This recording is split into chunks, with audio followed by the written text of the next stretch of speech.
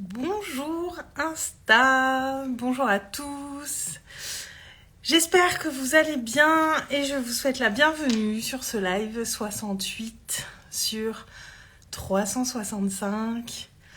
Aujourd'hui, j'ai le grand plaisir de faire le premier live duo avec une invitée. J'ai déjà été invitée sur d'autres lives et aujourd'hui c'est moi qui reçois. Alors, comme c'est mon premier duo, pause technique pour que j'accueille mon invité. Je vois que Marie est là. Alors, Marie, si tu peux te demander à rejoindre, ça m'arrangerait parce que je ne suis... à moins que ce soit le petit bouton là. Ah bah si, c'est bon. Je t'ai invité, Marie, pour que tu te connectes avec moi. Yes. Coucou. Je suis là. Je règle aussi. Comment vas-tu? Moi, ça va très bien. Je suis ravie de te recevoir pour ce live. Et toi, comment vas-tu, moi? Eh bien, écoute, ça va bien. Je suis contente et je suis honorée d'être la première à te rejoindre dans ces lives duo. Donc merci de m'accueillir ici. Je suis très contente d'être là sur un super sujet en plus que tu as choisi. Ouais. Un super sujet que j'allais introduire. Alors, on n'a pas vraiment beaucoup préparé avec Marie parce que je m'inquiète pas, on aura des choses à dire. Mais il y a le thème que j'ai proposé à Marie aujourd'hui pour ce live, c'était le fait d'arrêter de se disperser dans son entreprise et réussir à mettre de la clarté. Je vois des gens qui arrivent. Bonjour à tous, bienvenue sur ce live. N'hésitez pas à nous poser vos questions aussi. Et en fait, ce sujet m'est venu, Marie, parce que j'ai très longtemps été dans la dispersion.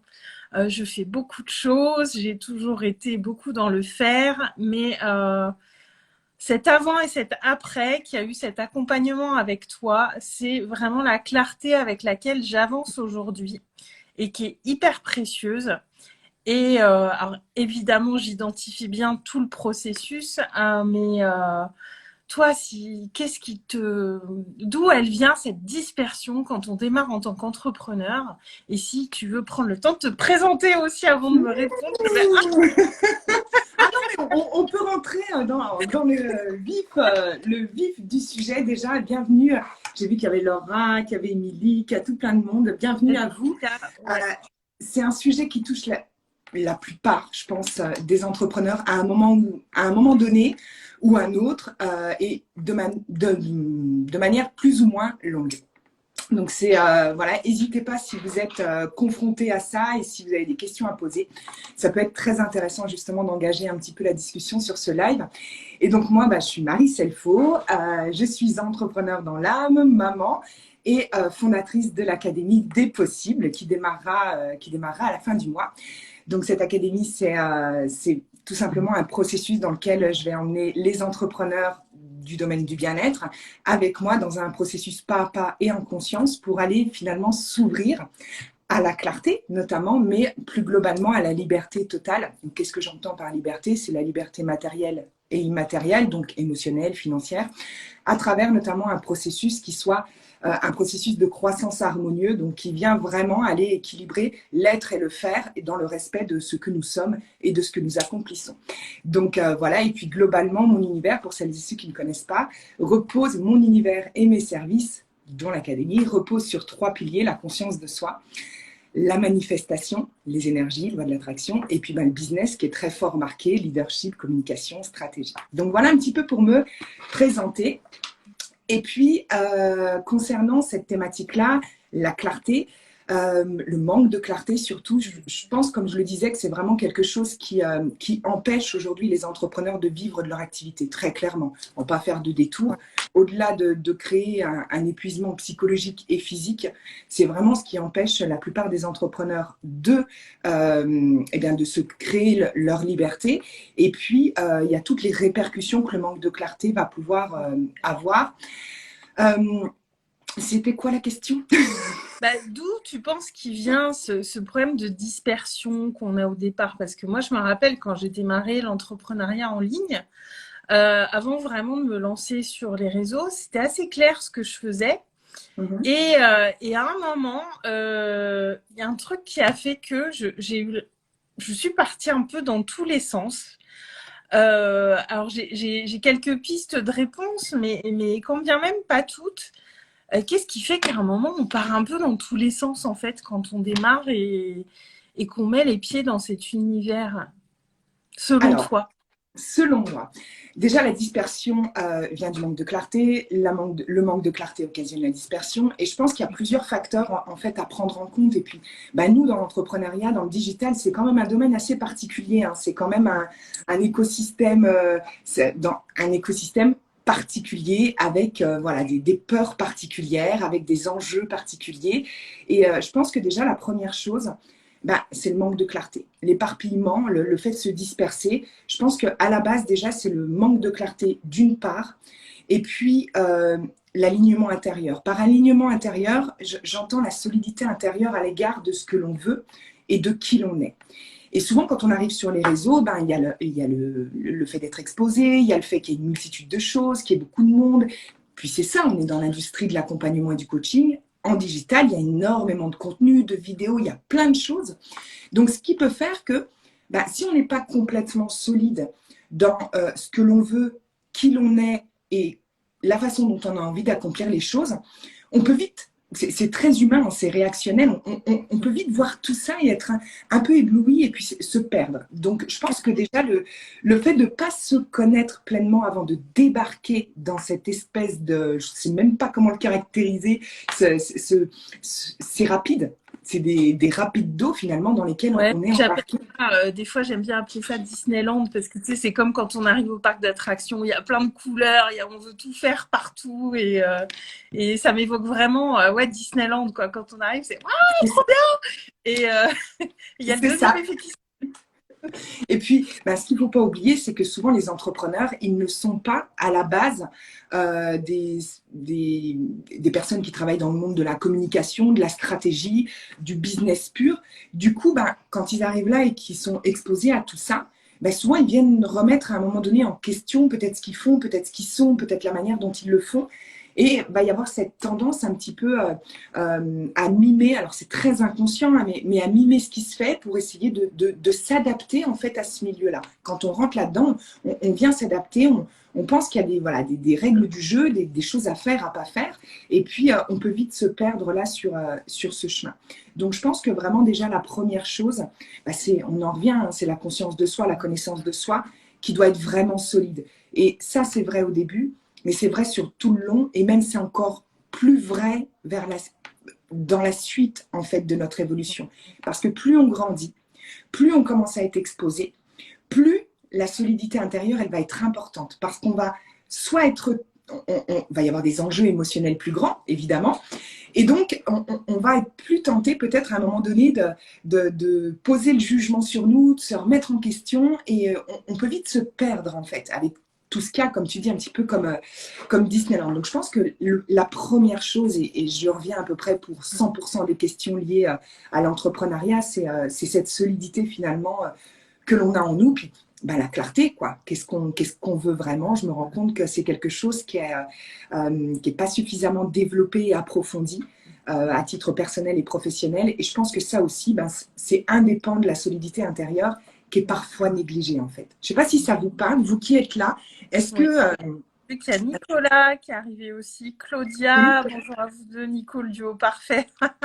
Merci. Elsa, Domiti, il y a du monde qui est là. Bienvenue à tous, ravi que vous soyez nombreux. Et moi, la question qui me vient là, c'est parce que quand on est dans cette action permanente, on ne se rend pas forcément compte qu'on est en train de se disperser. Et quel peut être peut-être le signal d'alarme qui nous dit là, attention, tu pars dans tous les sens et c'est pas les bonnes actions que tu es en train de faire. Parce que moi, vraiment, quand je fais un retour en arrière, il y a des moments, j'étais clairement dans la dispersion et je m'en rendais pas du tout compte. Parce que j'étais dans l'action et du coup je me disais je fais donc c'est bien. Et qu'est-ce qui peut être le truc qui vient, la petite sonnette d'alarme pour nous dire oh là là, on met un petit coup de frein et on remet les choses dans le bon ordre. je pense que déjà, dans un premier temps, il y a l'état. dans lequel on se sent.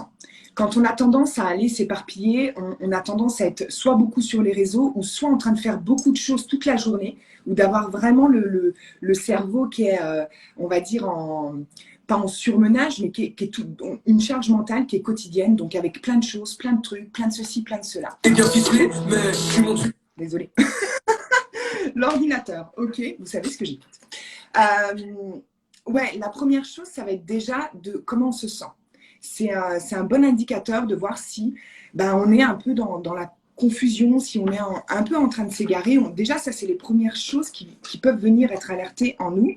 Et puis, j'ai envie de dire, la deuxième chose qui est radicale et qui, du coup, vient emmener une réponse rapide, c'est de voir combien d'actions on mène.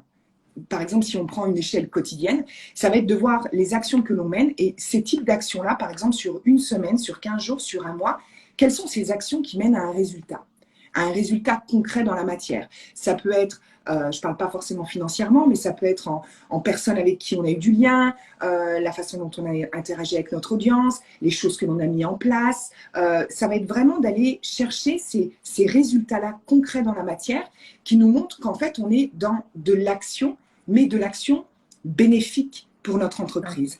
Et c'est vraiment ça qui a un fait. Enfin, quand on voit qu'il y a pendant 6 mois, il y a des personnes où il n'y a pas eu de lien développé, il n'y a pas l'audience qui se développe, il n'y a pas d'offre de sortie ou pas, il n'y a pas eu de vente ou autre. Je pense que là, ça peut être intéressant de venir regarder ça avec curiosité, de voir les résultats concrets, ou quotidiennement, ou à la semaine, de dire, ok, qu'est-ce qui s'est passé cette semaine? Qu'est-ce qui a fonctionné? Qu'est-ce qui n'a pas fonctionné? Qu'est-ce que je peux ajuster? Mais quand on n'arrive pas déjà à dire, je ne peux pas établir ce qui a fonctionné parce qu'en fait, j'ai rien tenté, là, déjà, on peut commencer à se dire, il y a peut-être quelque chose à revoir, encore une fois. Ouais.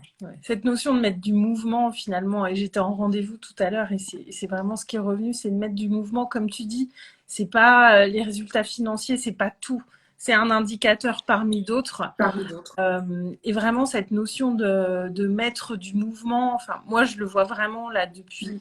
Alors, c'est marqué aussi par le début de ce défi live, mais le début de ce défi live, c'est le reflet de changement intérieur. C'est pas que ce défi live qui met du mouvement. Et c'est vrai qu'on peut être dans le faire tout le temps, et pour autant, pas être dans le mouvement. Alors, je t'arrête peut-être, parce que j'y pensais cet après-midi. Ouais. Le faire. Je pense qu'il y a une grosse confusion, un gros bloc derrière le faire, parce qu'il y a le faire plein de choses qui ne servent à rien, et il y a le faire en termes d'action. Et c'est pas parce que on est en train de regarder toute la journée du contenu, faire des formations, écrire et faire du journaling et aller faire. Ça, c'est tout le monde met tout dans le même bloc en fait. Dans une entreprise, l'action et le faire, il est nécessaire parce qu'on va joindre en fait l'acte à la parole, l'acte à la vision.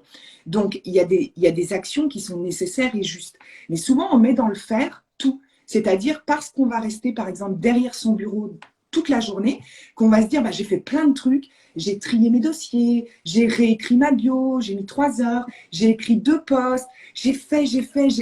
Et en fait, non, là, on est juste dans un mauvais fonctionnement, dans un mauvais mécanisme qui prend déjà trop de temps et qui a peut-être ici à aller voir comment ajuster ça. Donc déjà, le faire, il est bon, il est sain pour un entrepreneur. Un entrepreneur, il entreprend. Sinon, c'est pas un entrepreneur ou sinon, il y a un gros problème derrière ça. Mais déjà, voilà, je voulais juste dissocier et de ne pas diaboliser le faire parce que souvent, c'est ce qui se passe. On vient sans cesse faire du faire par le faire, c'est être derrière le PC, faire plein de trucs partout, commencer plein de trucs, pas être forcément organisé. Donc, on va diaboliser le faire, on va se dire « Ah non, mais moi, je peux plus ». C'est normal parce qu'il n'y a pas d'organisation, il n'y a pas de clarté, on part dans tous les sens. Donc, on va se mettre on va faire le retrait dans l'être. J'ai besoin de me retrouver, donc on arrête toute action. On revient à l'intérieur de soi et puis en fait, on fait que ces deux choses-là. Et l'erreur, déjà, l'une des erreurs, elle est là, c'est que quand on est entrepreneur, il y a ce qu'on appelle l'alignement, c'est quand on est dans les actions inspirées depuis l'être. Donc, on n'est plus en train d'aller pousser dans l'effort, s'extraire pour se reposer, pousser dans l'effort, s'extraire pour se reposer. Ça tient qu'un temps, c'est pas sain en fait. Donc, déjà, la première chose, c'est de remettre de la clarté. Je crois que c'était Émilie qui disait quelles sont les bonnes actions et les mauvaises actions. Ben, je vais vous donner une bonne action peut-être à faire qui peut vous aider. Prenez une semaine type. Commencez, j'en sais rien, donnez-vous le week-end pour intégrer ce qu'on se dira dans le live. Mais dès lundi, en fait, allez faire un minutage de vos journées. Changez rien, faites comme d'habitude. Là, on fait juste une analyse globale. C'est prenez toute votre journée, vous marquez lundi à quelle heure vous vous levez, combien de temps vous faites ceci, cela. Ça va vous donner en fait, et ça, la prise de conscience, elle est un peu violente en principe à la fin de cette semaine, mais au moins, on va se rendre compte, parce que des fois, on ne se rend pas compte.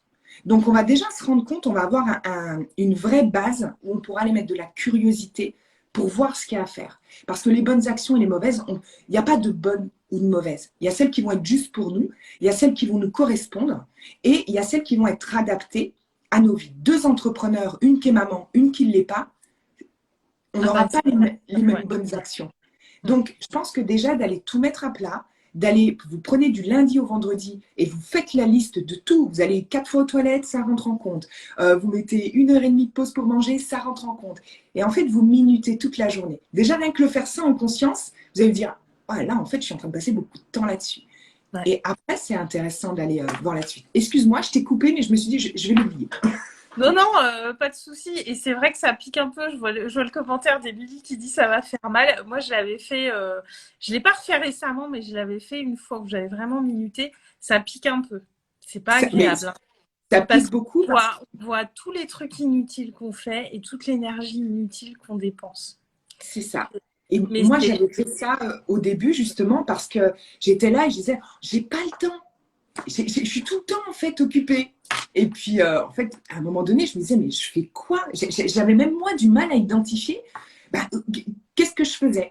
Et donc, en faisant cet exercice-là, j'ai rigolé a posteriori, mais surtout, je me suis dit, waouh, mais comment j'ai pas vu ça? Et je pense que c'est un peu comme toi, le fait de ne pas s'en rendre compte. C'est parce qu'à un moment donné, on n'a pas pris le temps. Et c'est humain, il n'y a pas de jugement là-dessus. Hein. On est embarqué, c'est normal. Donc, ça peut être une des choses, effectivement, qui peut déjà aller se dire, OK, qu'est-ce qu'on fait, qu'est-ce qu'on fait pas. Ouais, parce qu'on reste la tête dans le guidon et on ne s'observe plus, en fait. Comme tu dis, c'est de la conscience et de l'observation de soi. Hein. On y revient, hein. Et ouais, je voulais revenir sur l'être aussi. Parce que j'ai eu la question aussi tout à l'heure. Être dans l'être ne veut pas dire juste être dans son canapé et ne rien faire. Ça dépend aussi. Bon non. Ouais. Mais j'ai eu cette question tout à l'heure et je me suis dit, en fait, on peut se retrouver, et moi ça m'est arrivé aussi, quand on dit équilibrer l'être et le faire, on se dit quand je suis dans l'être, ok, je fais plus rien. Mais si on est comme moi ou comme toi, juste s'obliger à ne rien faire, c'est du non-faire et c'est une action du coup qui est non alignée. Et l'être, ça va être tout simplement faire ce qui nous fait plaisir ou faire des choses qui nous sortent de notre routine. Et ça, je voulais le dire pendant ce live parce que tout à l'heure, on a dégonflé un gros truc pendant la séance. Ouais, mais moi, on me dit d'être dans l'être, mais moi, j'aime pas rien faire. Eh ben, fais quelque chose, mais fais quelque chose qui te fait plaisir et qui te met dans une dynamique différente, finalement. Et c'est ça que je voulais profiter aussi qu'on dise parce que c'est peut-être ça aussi qui va amener ce manque de clarté des fois parce qu'on va s'obliger à rien faire. Je suis, j'accueille. Non, c'est pas forcément ça. Vas-y, je t'écoute. Je sens qu'il y a des choses qui te brûlent les lèvres. Là. Alors, typiquement, on est dans des concepts. Des concepts renferment des tas de choses. Être dans l'être, ça veut dire quoi finalement? Être dans le faire, ça veut dire quoi finalement? Être dans le faire, on a vu ça il y a quelques instants. C'est quoi être dans le faire? C'est quel genre d'action? C'est est-ce que quand on bouge? C'est quand on quand on est le contraire d'immobile dans sa posture et dans son corps? La première chose, et moi je le fais et tu le sais, c'est déconceptualiser, mais surtout redéfinir, parce que quand on commence à déconceptualiser les choses, on n'est plus prisonnier de ces concepts-là. C'est-à-dire que moi, être dans l'être, pour moi, être dans l'être, c'est être pleinement consciente de qui je suis. C'est d'être toujours dans la conscience que ce que je suis en train d'accomplir, c'est quelque chose qui m'appartient. C'est quelque chose qui fait partie de moi et c'est quelque chose qui me fait plaisir. Moi, là, je suis avec toi, je suis pleinement dans mon être. Certains diraient que je mène une action pour mon entreprise. Ouais. Tu vois le réalignement? Et je pense que c'est beaucoup plus sain de laisser la possibilité aux personnes de se réapproprier et de redéfinir les concepts, ce qui fait qu'en fait, ils ne sont pas prisonniers d'un concept extérieur. Et on a tendance, et c'est assez à la mode, hein, c'est bien, ça fait faire du business, l'être, le faire, mais on va renforcer encore les dualités. Alors déjà qu'on a une humanité, nous en tant qu'êtres humains, où tout est dualisé. Mais voilà, je pense encore une fois que l'être, c'est tellement plus en fait que juste être dans l'accueil et la présence de soi. Là, nous, on peut passer un moment pleinement connecté parce que je te regarde, je suis avec toi, je me regarde en dessous et j'ai conscience qu'en fait, je suis dans ma pièce en train de partager un sujet qui m'inspire tellement avec une personne que j'aime fort et des gens qui nous regardent, que j'apprécie aussi. Et en fait, je mène pourtant une action. Et je suis dans l'être, je suis bien.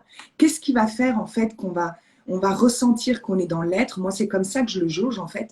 C'est quand on arrive un petit peu à être rétroalimenté en termes d'énergie dans ce qu'on est en train d'accomplir.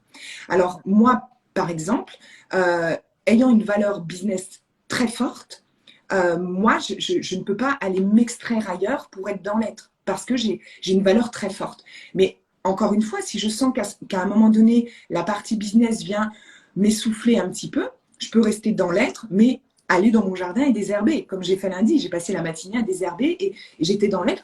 Pourtant, j'étais en train de faire un truc aussi. Ouais, voilà, moi je trouve que c'est intéressant aussi d'aller soi-même se redéfinir, déconceptualiser, voir un peu par quoi on est drivé et l'être et le faire est diabolique en fait dans notre industrie. Je pense que ça emmène les gens à, dès qu'il y a un effort, dès que c'est compliqué, je retourne dans l'être et en fait je pense que c'est des vraies prisons les concepts quand on n'est pas allé juste observer ce que ça veut dire pour nous et pas tel que c'est défini en fait à l'extérieur. Je ne sais pas si est-ce que ça fait sens pour vous la notion de concept, vous qui êtes avec nous, qui regarderont en replay. Émilie a pas mal réagi.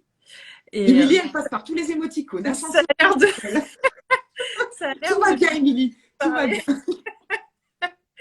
Et oui, et ça rend presque schizophrène parce qu'on ne sait plus comment on doit se comporter à un moment. C'est ça. Exactement. Et ça nous ramène vraiment à cette question d'écologie intérieure. Moi, c'est un concept forcément dont j'avais entendu parler, que je connaissais, que je pensais appliquer. Et en fait, plus on se met à l'écoute de soi, plus on se met dans cette conscience, dans cette observation, plus on se rend compte de la subtilité de cette fameuse écologie intérieure et à quel point ça va tenir à des petites choses finalement. Et quand tu parlais de rétroalimentation, moi quand j'ai fait ce reel là avec mes éclats de rire, franchement ça m'a pris du temps. J'étais derrière mon PC un bon moment parce qu'il avait fallu avant que je note les timings dans les lives et tout. Enfin, c'est une vraie action qui est un petit peu chronophage, qui prend du temps. Mais alors par contre, ça m'a remis en énergie. C'était super agréable de le faire. Et ensuite de le publier et de voir vos réactions et tout ça, tout ça. Et quand j'ai fait ça, ça m'a mis vraiment un niveau un degré supérieur d'écoute de mon écologie intérieure. L'écologie intérieure, c'est pas juste aller se faire masser de temps en temps parce que on en a besoin. C'est pas juste voilà, je fais une pause, je bois un thé et je prends un temps pour moi. C'est pas ça en fait. Ça va beaucoup plus loin que ça, l'écologie intérieure, et c'est une écoute à avoir presque toute la journée, finalement, sur ce qu'on fait. Et j'ai même du mal à définir les contours de l'écologie intérieure, tellement ça me semble vaste maintenant, comme je vais en profondeur sur le sujet. Et je me dis, j'ai encore du mal à ressentir ces moments où là, j'en sors, je suis plus dans cette écoute de moi. Et voilà, je veux bien aussi ton point de vue là-dessus, sur la question d'écologie intérieure, qui est devenu vraiment un sujet passionnant pour moi. Je me dis, waouh, il y a tellement de trucs en fait à écouter autour de ça. C'est incroyable en fait. Je pense que déjà, être dans le respect finalement de son écologie intérieure, c'est, ben, comme tu le dis, d'être à l'écoute dans l'observation, dans l'identification de nos besoins personnels, de nos besoins émotionnels. Et je pense que c'est vraiment être dans le respect en fait de ce qui est bon et juste pour nous, si on doit simplifier. Mais avant d'être dans le respect de ce qui est bon et juste pour nous, on revient encore à la conscience de soi, c'est que ben, la plupart du temps, quand on s'éparpille notamment, c'est qu'on a perdu notre boussole intérieure et qu'on est en train de tirer à blanc de tous les côtés parce qu'à ce moment-là, potentiellement, ce qui peut arriver, c'est qu'on a peur. On a peur de mal faire, on n'a pas confiance en soi, on est un peu perdu, on ne sait pas exactement d'où on part, on ne sait pas exactement ce qu'on veut accomplir, ou si on le savait, on a remis ça en question parce qu'on voit d'autres choses. Et donc, en fait, quand on est dans ce niveau-là, on est entre deux eaux, en fait, où on n'est pas complètement conscient de soi et de ses besoins, et on n'est pas complètement dans quelque chose d'autre qui ne nous appartient pas. On est juste en fait perdu de ce qui est bon et juste pour nous. Et l'écologie intérieure, c'est vraiment être capable d'aller checker. Moi, je le fais régulièrement à chaque instant en fait. Ce que je fais, ce que j'entreprends, la façon dont je parle, les choses que j'ai dit, les choses que j'écoute, que je regarde. Je vérifie toujours en fait d'où ça vient et est-ce que ça vient me nourrir, est-ce que ça vient nourrir mes valeurs, est-ce que ça vient nourrir ce qui est important pour moi. Et en fait, c'est vraiment ce qui va faire que on ne va plus perdre l'énergie lorsque l'on accomplit des choses. On va avoir une sorte de fatigue qui va être différente parce qu'on va être dans la rétroalimentation finalement de notre propre énergie, parce qu'on va faire des choses qui répondent à nos besoins, on va faire des choses qui nous animent avec la joie. La joie est un carburant incroyable. On va faire des choses avec amour. Donc, moi, je peux parler des heures en live. Pourquoi? Parce qu'en fait, c'est de l'amour, c'est inépuisable. Celles qui travaillent avec moi le savent. Je peux faire des sessions monologues. Il faut que je fasse des conférences. C'est pour moi, ça. Mais oui. Je peux. Pourquoi? Parce que je suis respectueuse de mes besoins, de ce qui est bon et juste pour moi et de ce qui me nourrit. Du coup, intérieurement, dans mon écologie, dans mon être et dans mon énergie, je ne viens pas me maltraiter en faisant des choses qui viennent me coûter de l'énergie, qui viennent me mettre dans une situation d'effort et qui viennent en fait me faire des actions qui ne me correspondent pas. En fait, lorsqu'on n'est plus dans le respect de son écologie intérieure, on est juste en train de se maltraiter par des pensées, par des actions, par finalement des choses que l'on entreprend qui ne nous correspondent pas. Et le manque de clarté, la confusion et le fait de s'éparpiller sont des réels cadeaux. Parce qu'en fait, c'est ni plus ni moins que des indicateurs, en fait. Moi, à chaque fois que je sens que c'est confus, je sais qu'à un moment donné, il y a peut-être quelque chose qui ne m'appartient pas. Il y a peut-être un endroit où je me suis égarée. Il y a peut-être une chose que je n'exploite pas complètement chez moi et que du coup, voilà. Donc, c'est vraiment une vraie bénédiction de voir à quel moment on part parce que ça vient nous dire tellement de choses à propos de nous, soit la peur, soit le manque de confiance, soit le manque de conscience en fait de la raison pour laquelle on va entreprendre les choses, la manque de conscience de ce qu'on aime, tout simplement. Si on ne sait pas ce qu'on aime, eh ben, on va aller dans tous les sens. Donc, ouais, l'écologie intérieure, c'est un vrai baromètre en fait on est vraiment dans le corps et c'est ce qui va nous permettre de dire, ok, ça c'est bon, ça c'est pas bon, ça c'est pas la bonne fatigue, ça c'est de l'épuisement, c'est pas de la fatigue comme on peut être fatigué le soir quand on va se coucher. non, moi, je suis fatiguée. Voilà, tu vois, il y a une différence, il y a une nuance, il y a une subtilité, pas si subtile que ça, qui est quand même très claire. On se sent presque, j'ai envie de dire, un peu usé quand on est dans ce respect-là. C'est plus de la fatigue, on est usé, quoi. C'est plus lourd que ça. Et je rebondis parce que tu as commencé en parlant des peurs et c'est vraiment ça. Je l'ai partagé hier en live. J'ai une semaine un petit peu chaotique et j'ai des peurs qui sont venues me rattraper. Et quand on a peur, on a vraiment le cerveau qui s'embrouille, hein, clairement. Et je pense que vraiment, c'est ça qui m'a fait aussi sortir à un moment de cette écoute de moi. C'est les peurs je me suis un petit peu laissée envahir. Et après, je remercie cette semaine chaotique parce qu'elle me fait comprendre tellement de choses. Et en fait, je l'ai désirée, cette semaine chaotique. Je l'avais posée en intention sans m'en rendre compte. Et du coup, je comprends plein de choses. Mais vraiment, c'est super important, là, ce que tu as dit, les peurs qui nous font sortir de ça. Enfin, moi, là, c'est vraiment le truc qui a résonné. Il y a le reste, mais parce que c'est le mental qui revient au galop. parce qu'on n'est plus dans notre corps, parce qu'on n'est plus dans cette écoute de notre cœur aussi, parce qu'on le sent dans le cœur, hein, quand on est dans le plaisir, dans la joie, dans l'amour, c'est là aussi que ça se ressent. Il y a une légèreté qui est là, et quand on est dans notre peur, dans notre mental, tout devient lourd. Exactement. Et je regardais, je suis trop contente parce qu'il y a Jessica qui vient d'arriver, ma petite fée pailletée, qui nous fait un coucou. Elle dit, je confirme, elle pourrait parler des heures. Marie Robbins. Oui, j'ai vu Marie Robbins. Je suis complète, mais tu dis quelque chose d'important. Moi, je me rappelle, j'ai une des clientes qui était, ça arrive régulièrement hein, sur des one-one, où des clientes arrivaient dans un état en fait d'épuisement psychologique, physique, énergétique, où vraiment, j'en étais à, ça m'est déjà arrivé, pas de si nombreuses fois, mais je crois 2 ou 3 fois, où en fait, j'ai dit à mes clientes, maintenant, ça suffit, on coupe le téléphone, on désinstalle tout et on arrête. Parce que du coup, la peur, elle va venir nous faire tout ce qu'il y a à l'intérieur, nous faire nous douter, nous faire machin, enfin plein de trucs. Ce qui va nous emmener juste après à aller regarder ailleurs, on peut potentiellement se comparer, on va consommer, moi c'est un truc que je vois souvent, consommer des milliers de masterclass avec le secret ultime pour gagner 10 000 euros, il n'y a pas de secret. Ok, regardez les lives d'Aurélie et moi, il n'y a pas de trucs que vous ne savez pas en fait. En fait, il y a juste des trucs que vous savez il faut désapprendre en fait. Parce que c'est ce que vous croyez savoir qui est à l'origine même des blocages que vous pouvez avoir aujourd'hui. Donc, il n'y a pas de secret dans l'entrepreneuriat en ligne. Hein. Je vais me faire peut-être des ennemis. Il n'y a pas de secret. Il y a différents processus qui respectent différentes personnes dans des positionnements business différents, avec des écologies intérieures différentes, mais il n'y a pas de recette. Donc, j'avais eu cette personne qui était inscrite, elle me disait, mais je travaille dur. Je dis, c'est quoi que tu travailles? Elle me dit, donc là, j'ai fait un webinaire pour machin, les 10 pratiques de la masterclass. Et en fait, en plus, avec des personnes différentes, des énergies différentes, c'était burn-out, quoi. Elle était là, elle avait 10 millions d'énergie en elle, 10 millions de connaissances qui venaient polluer tout ça. Elle était sur 5 groupes, elle avait engagé un défi de 7 jours pour je sais pas quoi, plus un défi de 21 jours pour remplir... On était à un moment où j'ai dit, en fait, là, tu sais quoi?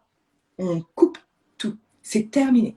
Tu coupes même mon numéro, tu ne m'appelles pas. Je vais te pister. Si je te vois sur un quelconque réseau en ligne, je te tombe dessus. Et en fait, c'est ce truc-là, cette violente coupure pour reprendre ses esprits, en fait. Et après, faire le processus de comment j'organise les semaines, qu'est-ce que je veux, mettre de la clarté sur les besoins, mettre de la clarté sur tout ça. Mais comme quoi, les peurs de base, si elles ne sont pas identifiées, si on ne revient pas au contact de soi, ça peut aller très loin en fait. Ouais. Et le burn-out, il n'est pas réservé aux salariés. Vraiment, le burn-out, honnêtement, je pense que c'est plus tabou chez les entrepreneurs. On n'en parle pas parce qu'il ne faut pas en parler. Mais derrière les écrans, il y a énormément de personnes en souffrance. C'est une réalité. Il y a vraiment beaucoup de gens qui souffrent dans l'entrepreneuriat. Et je pense que l'alerte de départ, c'est déjà de voir un petit peu ce qui se passe très clairement, d'être honnête. Encore une fois, moi j'aime bien le dire, il n'y a pas de jugement, il n'y a pas de... C'est juste en fait de regarder avec curiosité et de voir peut-être ce qui se passe. Et s'il y a des peurs, bah, d'aller faire le travail intérieur. C'est important, pas que pour le business, hein, pour nous en tant qu'êtres vivants, hein, surtout quand on a des enfants, puis même sans enfants en fait. Je veux dire, à un moment donné, on parle quand même de notre vie, ça va bien au-delà qu'une entreprise. Une entreprise, on peut en créer 1, 10, 20, 30, des domaines, des milliers de personnes, des milliers de domaines, je veux dire. Un corps, on n'en a qu'un. Un esprit, tant que faire se peut, il est sain, on n'en a qu'un. Et puis, ça peut créer des maladies qui peuvent vraiment dégénérer. Donc, moi, j'ai commencé dans l'amélioration de la qualité de vie au travail dans les entreprises. Donc, c'est vraiment un sujet qui me touche. Et je sais combien, en fait, on peut vite chuter dans un mal-être qui soit vraiment à son paroxysme. Et c'est vrai, et c'est réel. Donc, comme quoi, c'est fou comme le fait d'être dans la confusion, le manque de clarté et de s'éparpiller, ça peut être le précurseur de quelque chose qui peut vraiment emmener à des répercussions qui sont graves, quoi. Ouais, puis ça tourne au cercle vicieux parce qu'on n'est plus dans les actions alignées. Donc forcément, ça marche pas. Donc les peurs, elles font que grossir. Donc on se met encore plus dans l'action pour essayer de rectifier le tir. Mais du coup, comme on sait plus trop qui on est, les actions sont pas alignées. Enfin, oui, ouais, ouais. C'est un... C'est catastrophique. Et au-delà de ça, il y a aussi l'enjeu financier. C'est que bah, tout est fait pour que vous achetiez. Hein, toutes les solutions parfaites sont là, tous les secrets sont là. Et le danger, et par éparpillement, ça peut être l'une aussi des façons de s'éparpiller, c'est d'aller dans la surconsommation du coup là payante. Et en fait, par peur d'aller là, par toutes ces peurs qui vont créer de la confusion, qui vont créer des alignements, de l'éparpillement, aller sur des offres. Et là, en fait, on est plus sur du burn-out, on est sur de l'endettement, en fait. Ouais. Parce que ça aussi, c'est réel. Et c'est un sujet qui me tient à cœur. J'ai pas de problème avec l'argent pour en parler. Hein. On pourra refaire un live sur l'argent. J'aime l'argent, j'aime en gagner, j'aime le dépenser. C'est pas le sujet. Mais par contre, il y a un vrai sujet qui est que de cette confusion peut naître des enjeux beaucoup plus graves aussi financièrement pour le coup. Et l'endettement arrive aussi. L'endettement, pour beaucoup d'entrepreneurs, c'est quelque chose de réel et de vrai. Donc vraiment, c'est pour ça que j'adore ce sujet de manque de clarté, la clarté et puis l'éparpillement, on va dire, parce que c'est vraiment les points sur lesquels on peut intervenir tout de suite. C'est du recalibrage, en fait, quand on est au début. Quand les peurs ne sont pas ancrées, c'est du recalibrage. Donc c'est important à ce moment-là de pouvoir agir, parce que souvent après, quand on est dans l'endettement, quand on est dans un burn-out, bah, c'est compliqué, parce qu'entre-temps, on a pu être déconnecté de son entreprise, donc on a pu créer une fracture en fait dans sa visibilité. Donc, c'est les audiences, nos audiences, vous qui êtes là avec nous, on est là aussi pour entretenir un flux. Et ouais. Ce flux-là, il est dans une continuité, peu importe lequel. Il n'y a pas de règle, encore une fois. Mais on est dans un lien. Si on coupe le lien, bah, les personnes vont tout simplement aller vers d'autres personnes. Et ça aussi, c'est important de le comprendre. Et c'est une des conséquences aussi à prendre en compte quand on est dans l'entrepreneuriat en ligne notamment. Puis le burn-out, l'endettement, c'est pas des choses qu'on va résoudre en une semaine. Non. Là, on se retrouve dans un truc où vraiment ça va prendre du temps et où là, on ralentit encore plus nos entreprises. Donc, ouais, on s'engouffre dans un truc qui est hyper négatif finalement. Et comme tu dis, ô combien tombe dans ce piège. Alors moi, je suis beaucoup tombée dedans, alors plus sur du contenu gratuit, pas trop sur du payant, heureusement. J'ai toujours su garder, mais gardons la tête froide en fait. C'est ça aussi qu'il faut se rappeler, de garder la tête froide.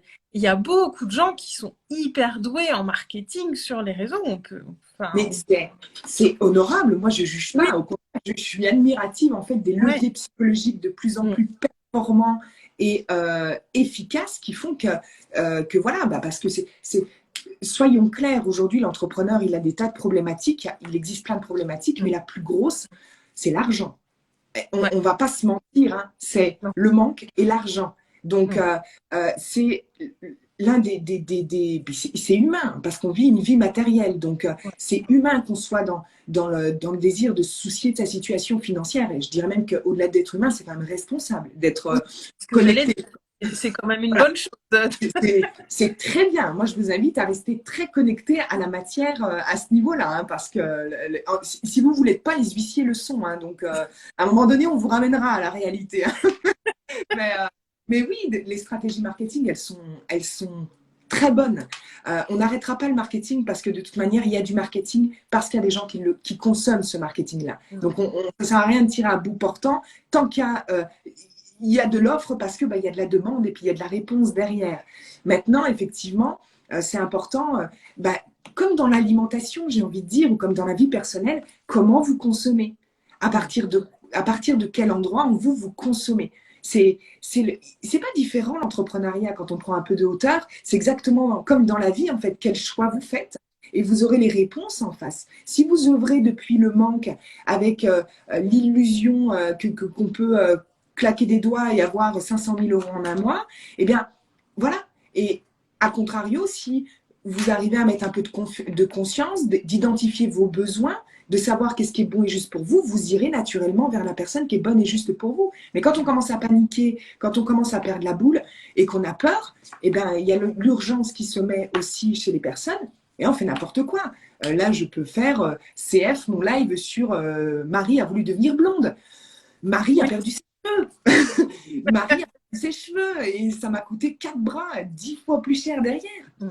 Donc c'est un bon exemple, quoi. Donc, voilà. Voilà. Voilà, ça c'est dit. Merci d'en parler, effectivement. Alors, ça ne tient qu'à un fil, Jessica. Il existe tellement d'offres gratuites et payantes. C'est le jeu aussi.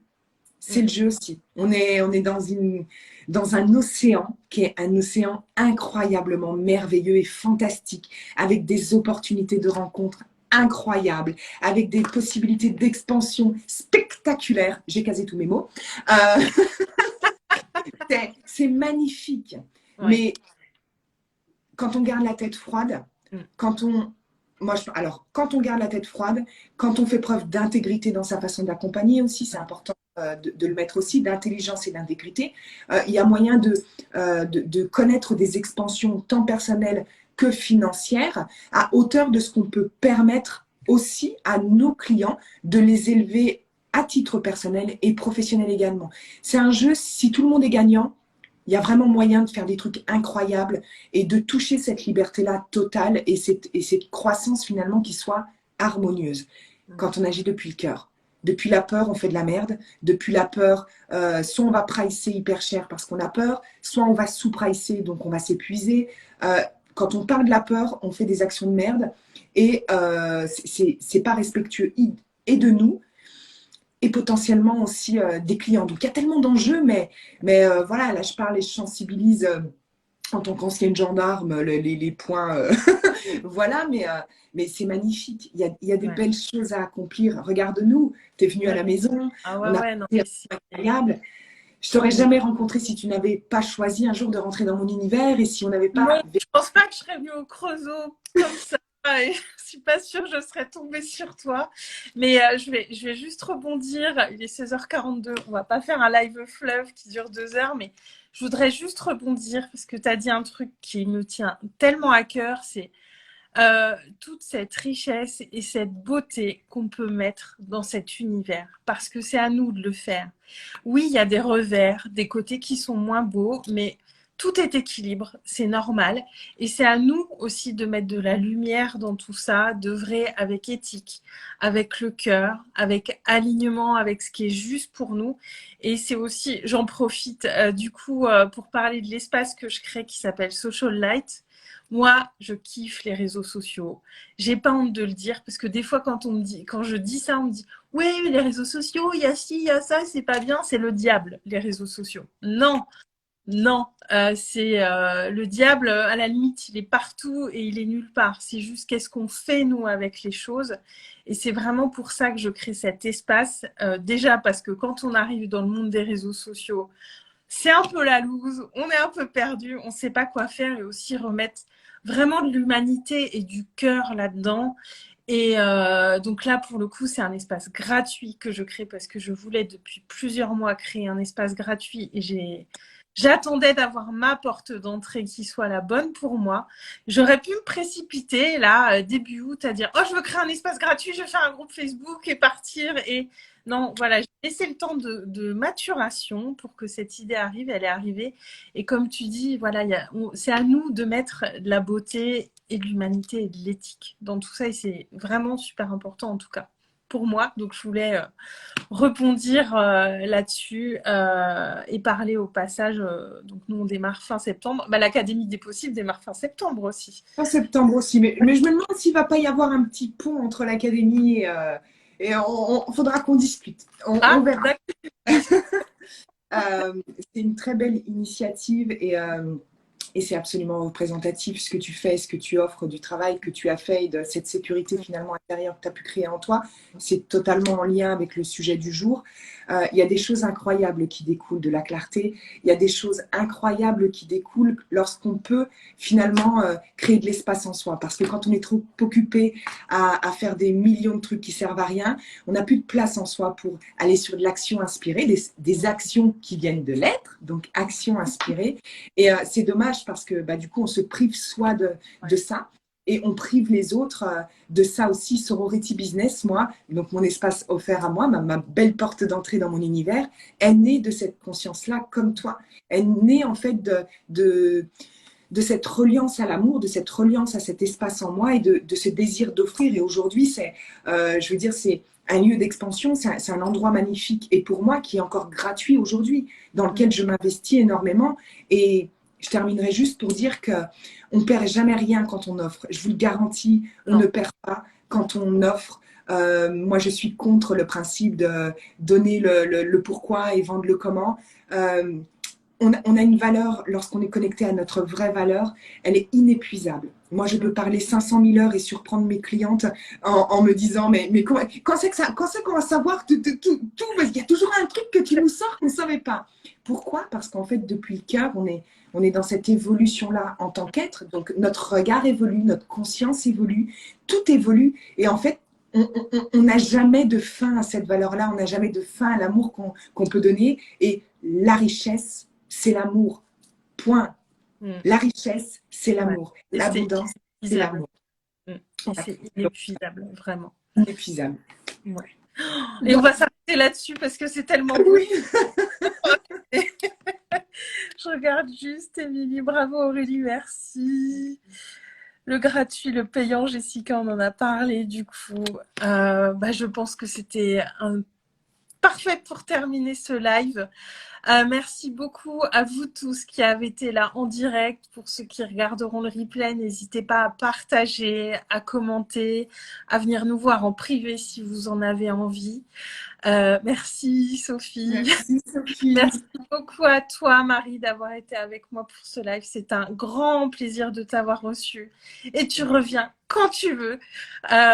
J'y compte bien. De toute façon, on est dans le même nombre de jours de live. Donc, on a toute une année pour débarquer l'une chez l'autre. Et avec grand plaisir, en tout cas. Et merci du fond du cœur d'avoir pensé à moi et surtout sur un sujet comme celui-ci. Et merci à toi de tout ce que tu proposes à ton audience. Moi, je te suis avec beaucoup d'amour et beaucoup de joie. Et très heureuse de connaître des femmes comme toi qui œuvrent avec le cœur. C'est combien c'est important. Donc voilà, merci à toi pour ce que tu fais. Tu offres beaucoup, beaucoup, beaucoup de choses au monde à travers qui tu es. Donc merci à toi. Voilà. Merci beaucoup. Trop d'amour là pour finir. Il y a quelqu'un qui me cœur. Merci à tous. On se dit à demain pour le live. On sera chacune sur nos feeds d'Instagram. Ce live restera disponible en replay. Il y a des pépites. Allez-y, regardez-le encore. Et à demain. Je vous embrasse très très fort. Très belle journée à tous et très bon week-end.